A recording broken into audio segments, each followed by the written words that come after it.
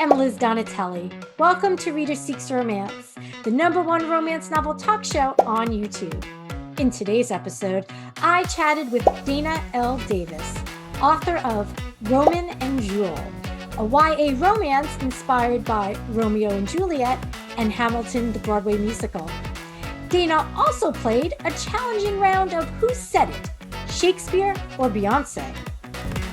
Enjoy, and be sure to like, comment, and subscribe. Hi, Dana. Welcome to Reader Seeks Romance. Hi, I'm so happy to be chatting with you. So I read Roman and Jewel, your YA romance, and I devoured it. I think I read it in like a day and a half. I didn't want to go to sleep until I knew how everything ended. What is Roman and Jewel about? Roman and Jewel is the story of a young teenage phenom. Her name is Jersey James. She's 16 years old, and she's auditioning for a Broadway musical called Roman and Jewel. And she's auditioning for, the lead of Jewel. And what ends up happening is that even though she's the standout, she's the one that the directors and the producer think is the best for the part.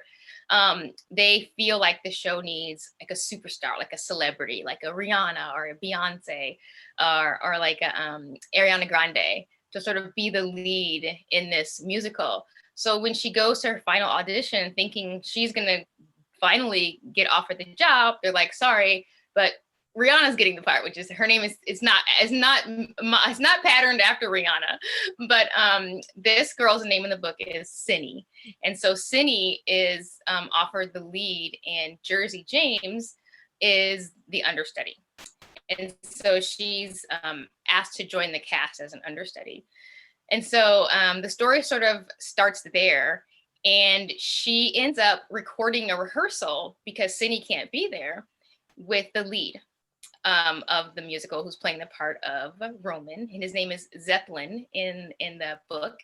And it gets recorded somehow, which if you read the book, you'll find out it gets uploaded onto YouTube.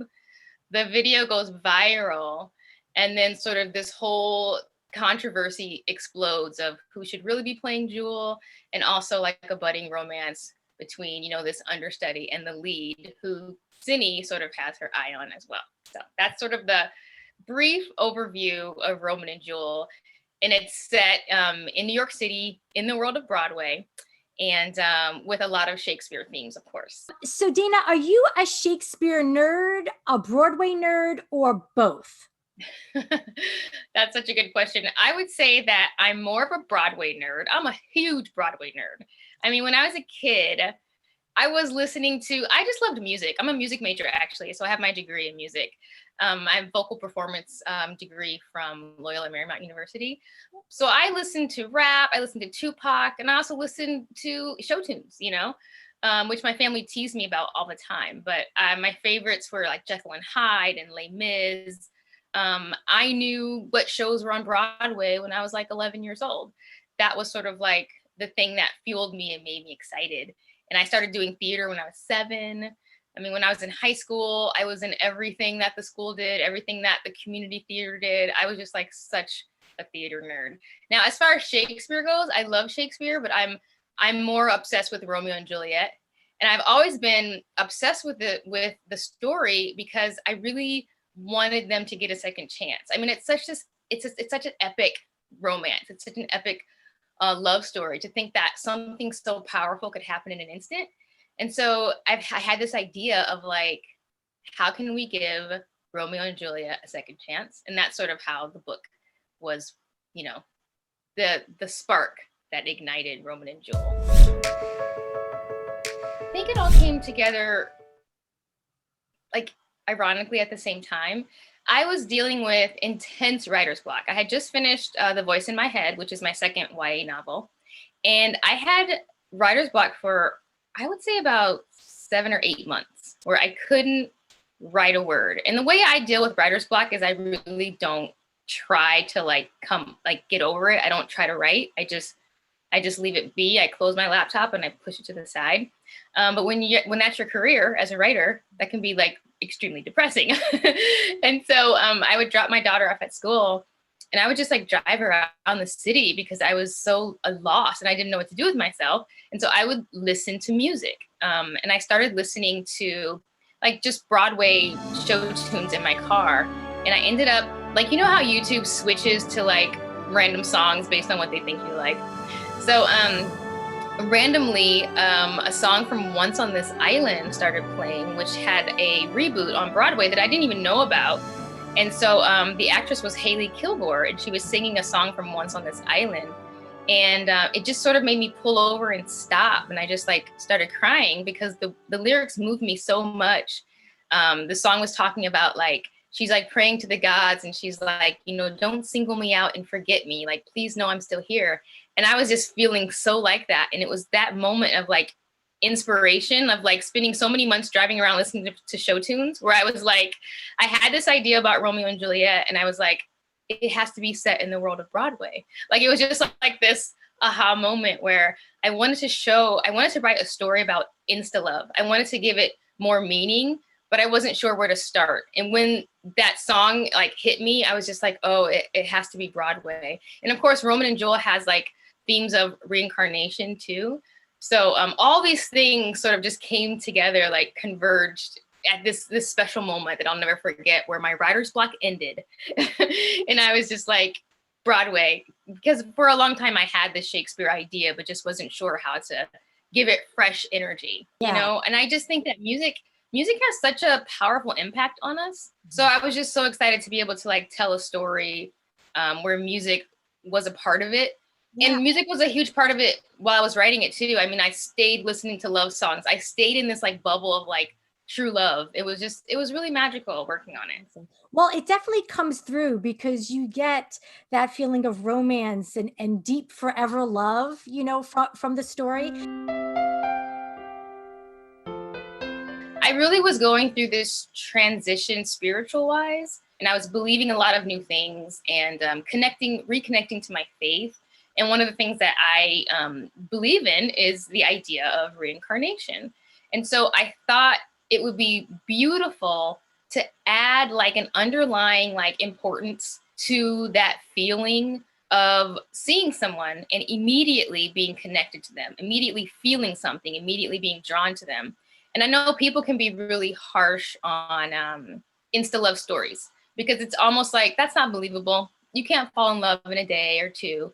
And who on this planet, like an adult, hasn't had that moment where you see a guy or girl and you're just like, oh, my heart. It was beautifully done. And, you know, I feel like the insta love worked because one, you were establishing the whole Romeo and Juliet story, and we all know how that goes. So right there, you already know that there's going to be, they're going to relate to that couple, you know, by falling in love quickly. So that was like setting the stage. That was like, okay, this makes sense. They're supposed to parallel these two characters.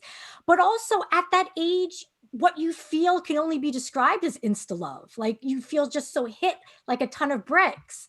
And you write that so beautifully. You capture that so accurately. In telling the love story between Jersey and Zeppelin, was it a conscious decision not to make race a bigger issue in the novel? Yes, it was very conscious because, I mean, interracial relationships are so common. It's so a part of who we are as a nation, as a world. And so in the book, I don't even mention it. I mean, yes, Zeppelin is, you know, Italian American and Jersey's Black, but I don't think that's ever mentioned at all as far as like them being connected to one another. And, you know, normalizing things like that, like interracial relationships. It doesn't have to be a big deal. It doesn't have to be where people are just like, this is taboo, or let's talk about this. No, it's not. It's just it's pretty normal. I appreciated that. Oh my gosh. This is a bad confession I'm about to make, but when I was a kid, probably my daughter's age now, who's almost 10, I read Flowers in the Attic. Does that count as a romance? I mean, it's a pretty taboo romance, but that's a romance. I would count that as a romance. Yeah. So that was probably the first romance novel that I read. It was Flowers in the Attic. Yeah, and that was quite a I'm love ashamed. story. Yeah.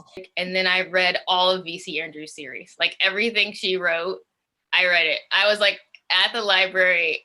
I don't even understand why my mom didn't look at these books that I had stacked on my shelves, but she didn't.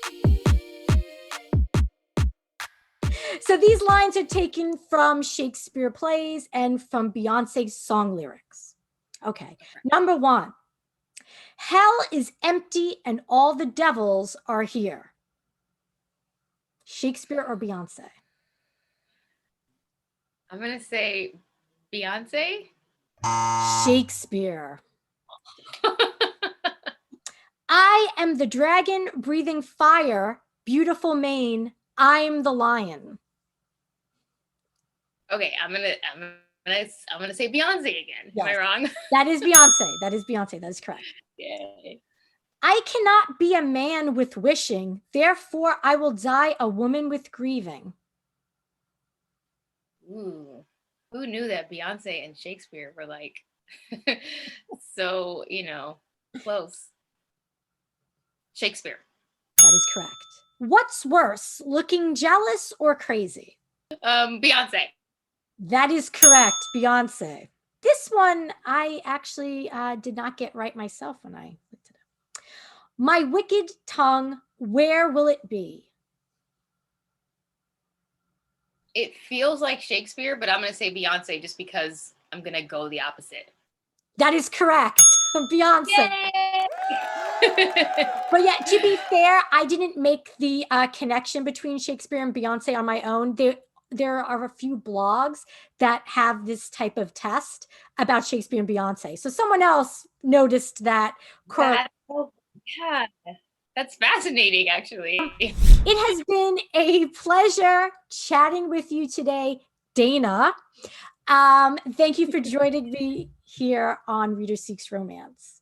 Thank you. It's been my pleasure too. And thank you for reading Roman and Jewel. And I'm so happy that it resonated with you.